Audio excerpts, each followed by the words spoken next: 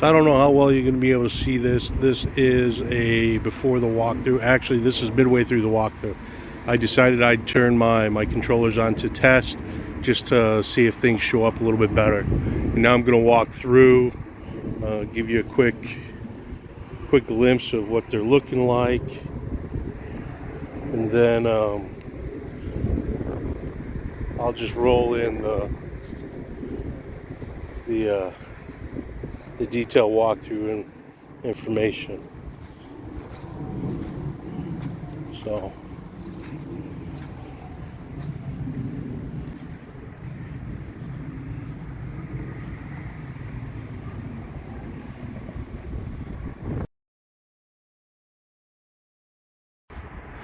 So this is going to be my 2022 Christmas after show walkthrough.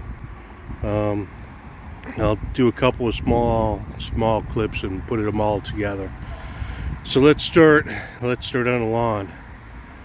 Tune sign are just Caro signs that need to be replaced with actual real signs that I can change and alter. So this is half of, not even half of the pea stakes that I was going to make a pixel forest out of. It got really cold early and I never finished putting them up.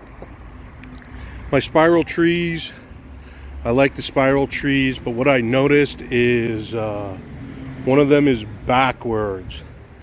Out of the four of them, I don't know how, but I managed to put one in backwards. Last year I had stars on them and I liked them better.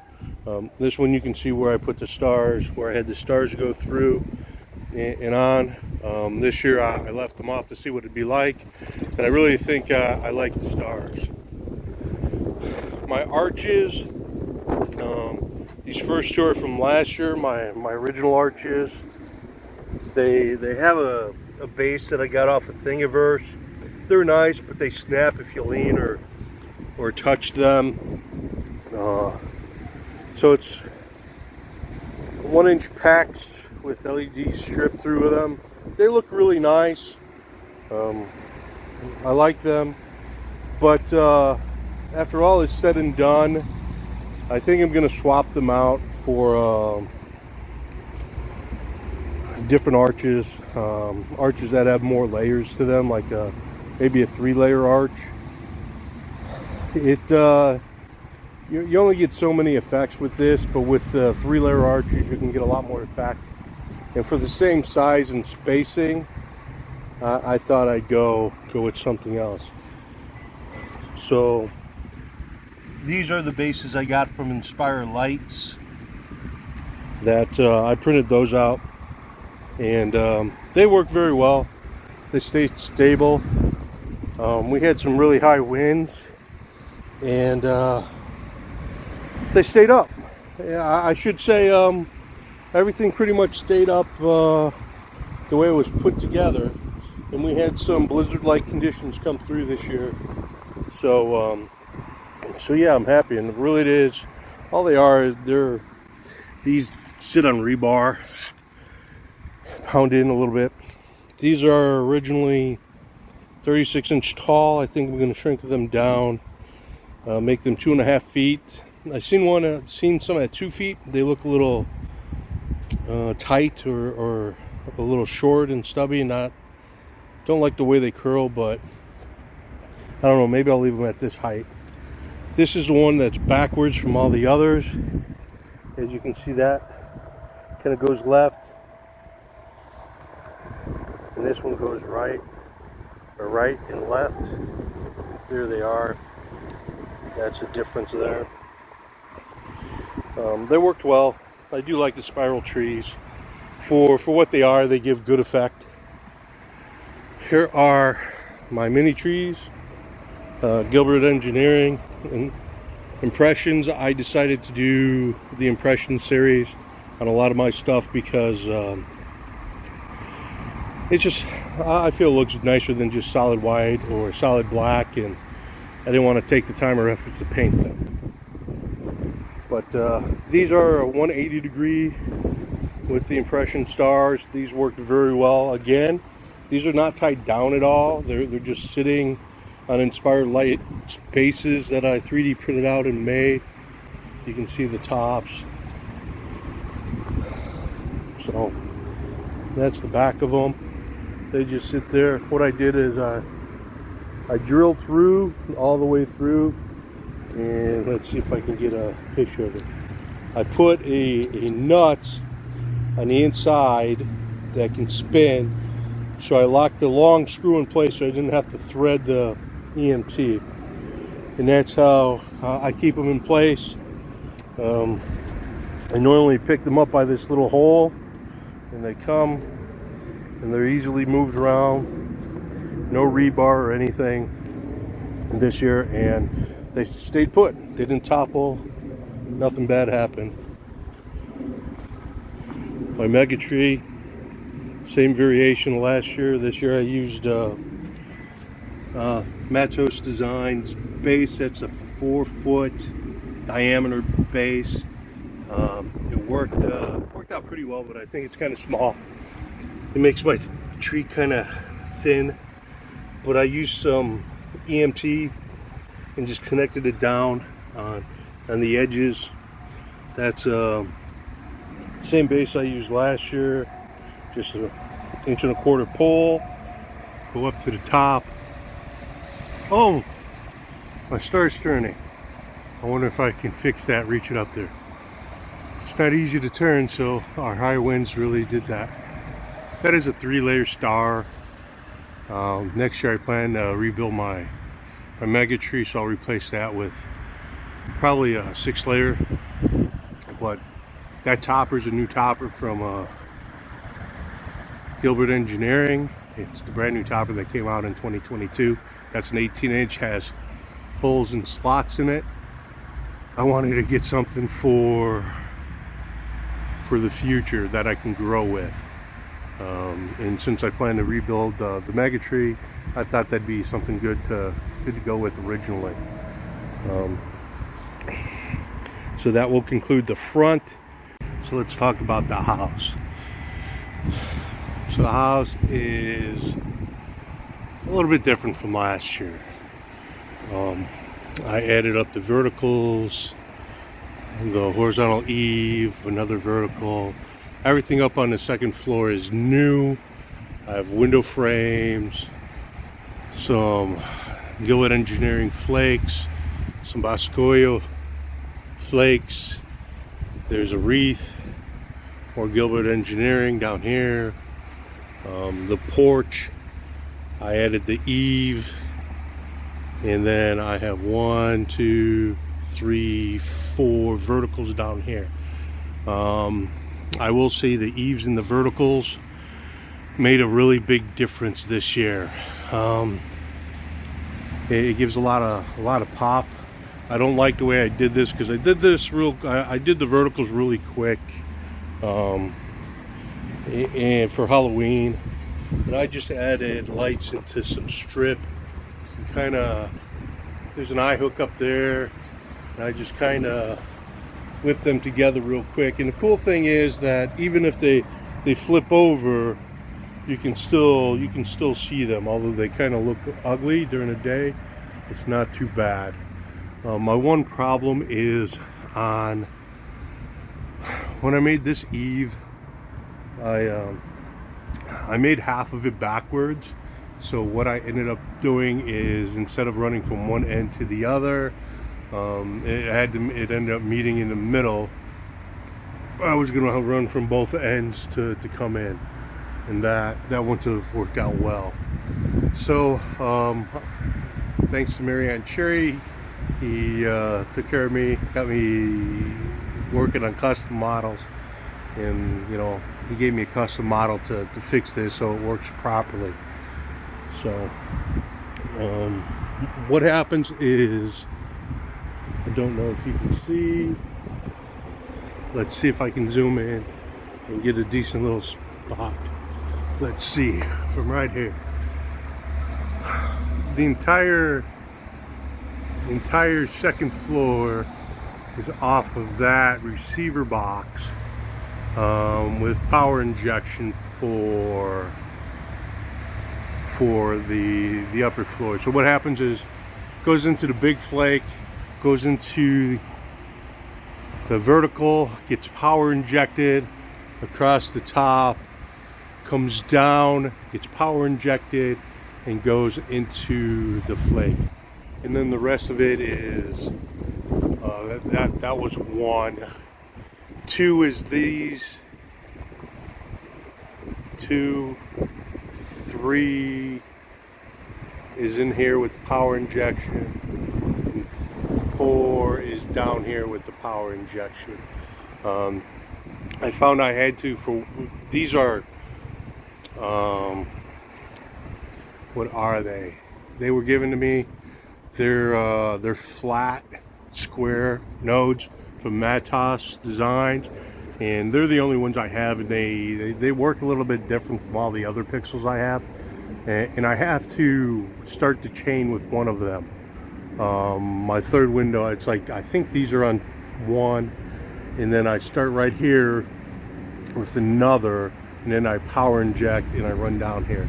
So but overall the second floor worked out very well. I have ideas that I'm gonna replace these over here, move them over, fill in some more next year, and I think I'm going to go with some 36-inch Rosa wreaths on either side next year to give more high density.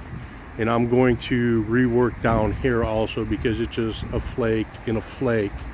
I'm planning to rework the entire design. So these are already ideas I thought. So now we're gonna go on to the garage. All right, so the garage is mostly new for this year. So a lot of stuff is new this year. My yard layout is about the same that I had last year, and then I really upgraded everything else.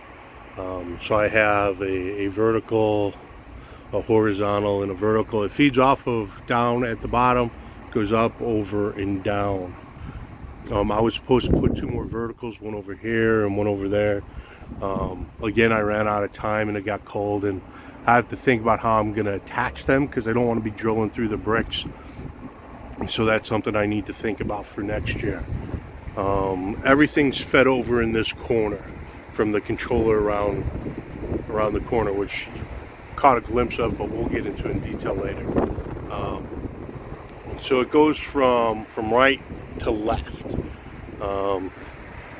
We have these 2, we have that one, that's 3 all by itself, and then we have these 2, and then we have this one. I had plans to put flakes over the sconces, but you know, due to time, I ran out.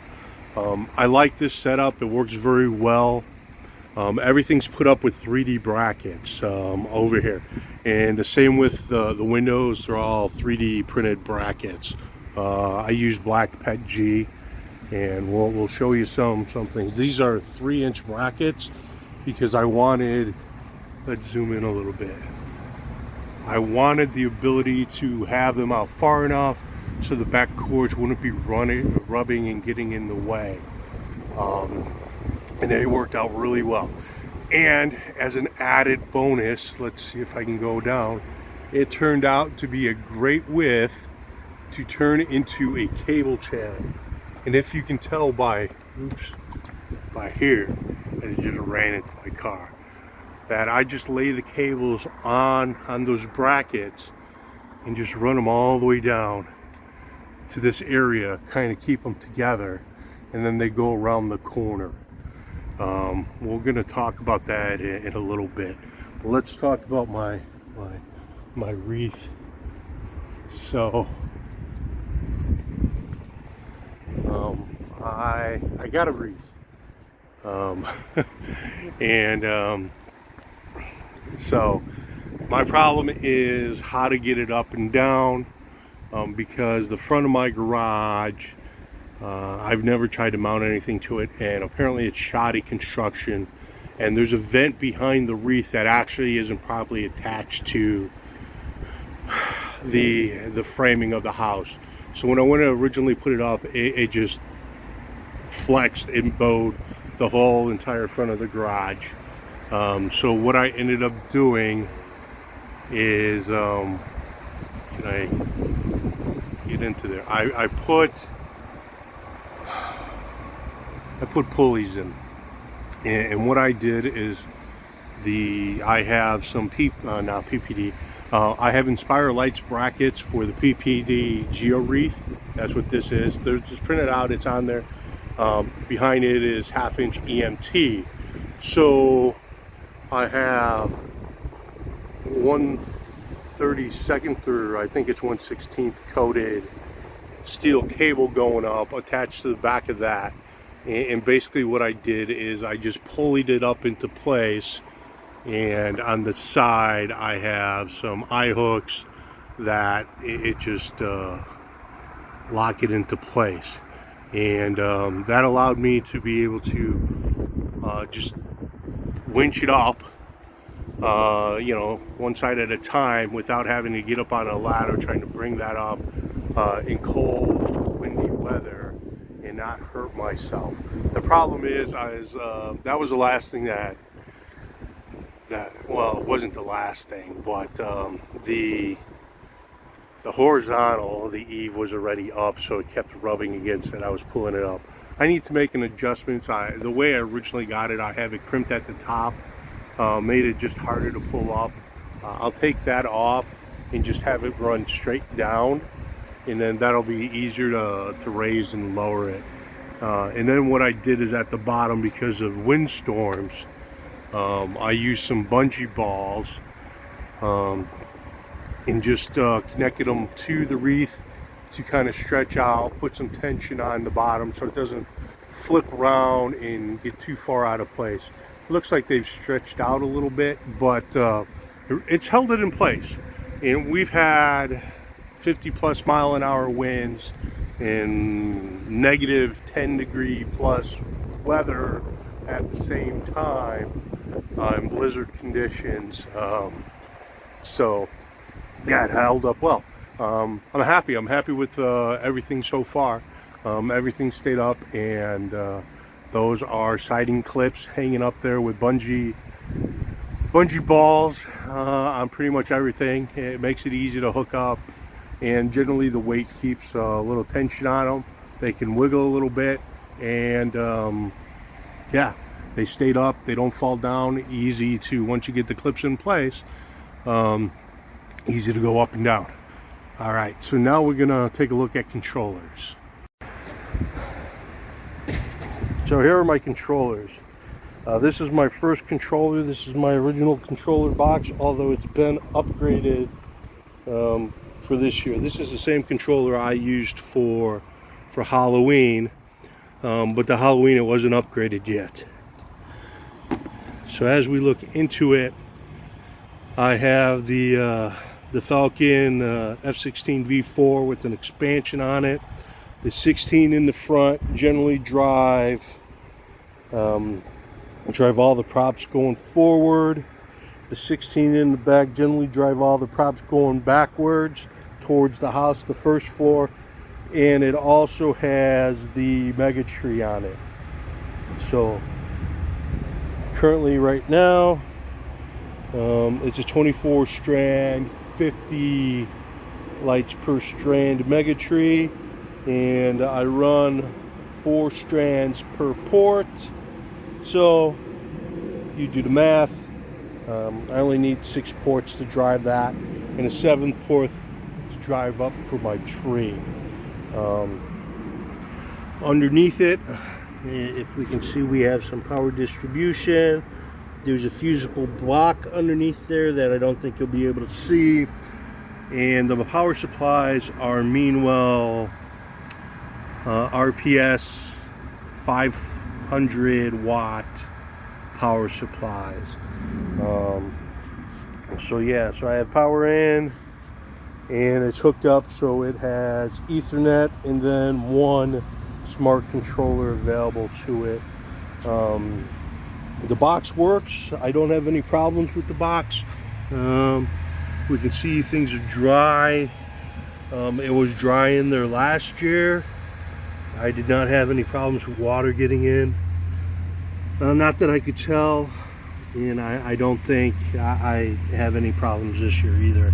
And again, you know, I keep saying this, but if people wonder, you know, how they hold up, you know, this year we had, you know, we went down to like -15. And we had blizzards and snow. Today is an odd day in which it's actually 55 degrees at the end of December, which is why I have no snow. It all melted off. So now let's go see the second controller. The second controller is new.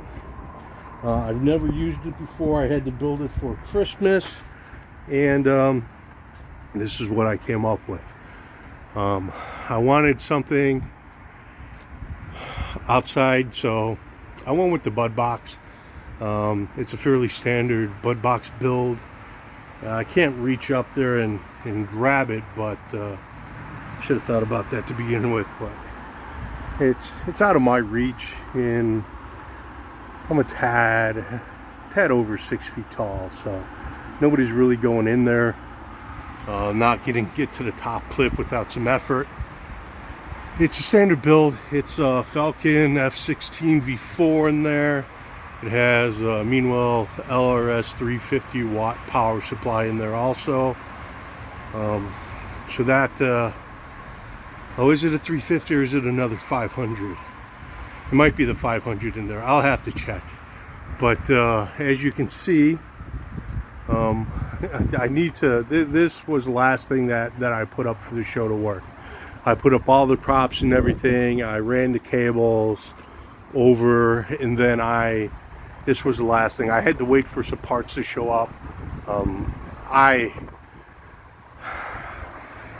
I failed to settle my mind on what I wanted, so it took longer to get parts when I decided to order them. So I wanted to make the box, the controller box, easy to put up. So I mounted it to plywood, and it just screwed in with 4 screws up there. So when I'm ready to take it down, I can just unscrew those 4. This worked out very well. These are marked for what I wanted to do. I marked the cable so I would know what cable goes where, depending on what was going on. So they're numbered, they're labeled.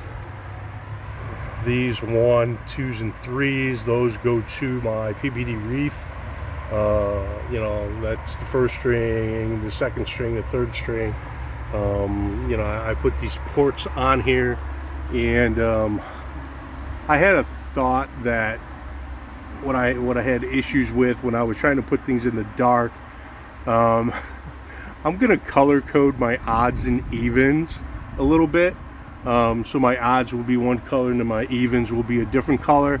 This way, when I know I'm going to grab a specific number, that I know what color to look for, because, you know, a couple times I kept pulling the same cable, or I kept grabbing even ones, because when it's dark they kind of get a little confusing. So, but this actually has network ports in it for a smart receiver also.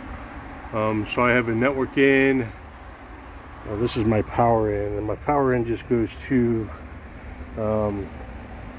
a outdoor timer, and then that outdoor timer powers the smart receiver and also powers controller 2. The smart receiver power goes up and across, and then up there with the networking. I tied them together. I kind of used 3D printed gutter clips for the same gutter clips I used to mount the 1/2-inch PVC. So that's what I used to kind of keep it close to the house and kind of keep it close. So it feeds up, network in, smart receiver out. So that's how that happens. I'm happy. I'm happy. I had plans to make a better backboard to better feed the cables in and keep it a little more organized. It kind of looks like an octopus hanging on the wall. And what I actually think is I might move it, instead of here, I'll probably put it on the other side of the house, the other wall. The problem with that is just running Ethernet to it. It's a longer run. But that's something for me to think about. And now, some more controllers, the last of my controllers. So this is what I have left. So this powers the entire front of the house. Powers everything except for the garage and the second floor. So it powers the front of the house, everything, one circuit. And then these are my mini controller boxes. Not really controller boxes. In here is my receiver, or my transmitter. I separated it out because I didn't want any interference in it being too close to the Pi, because sometimes they tend to lock up Pis. This is my network and my Falcon Pi player. And what else is in here? That's about it. It's just power. So I bought a cheap router so I can have access to my show. Everything plugs into that router. The Falcon actually plugs into the router and it's connected wirelessly to my house network. It's the only thing. It gets internet access, it keeps time, so this way when it runs the show, it's accurate. These were just kind of thrown together at the last minute. So next year I want to build them out better. But I just needed something semi-waterproof, even not fully closed. Other than dirt, we don't see any water or moisture that got in there. So it works. Not the best. Always room for improvement. And this is the back side. So that's my 2022 holiday walkthrough. Let me know if you have any questions, comments, concerns. Give me a like, a thumbs up, or whatever. I don't care. This is just for my entertainment more than anybody else's. And so I have notes for what I want to do next year. Thank you. Bye.